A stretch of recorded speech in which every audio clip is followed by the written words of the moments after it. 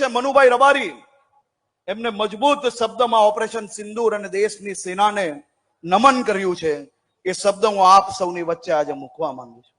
હું મનુભાઈ રબારીના આ શબ્દ જે રાત્રે કોઈ ઊંઘમાં બી જો સાંભળી લે તો સુરવીરતા આવી જાય એવા એમના શબ્દ કે દુશ્મનોના ઘા સામે નારે ઝૂક્યા, મા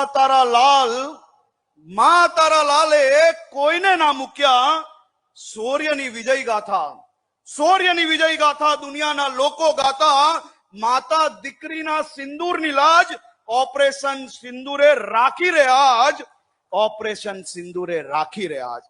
દનક્યા સાવજ અડધી રાતે મરી મટવા દેશની માટે બાંધીને ઉતર્યા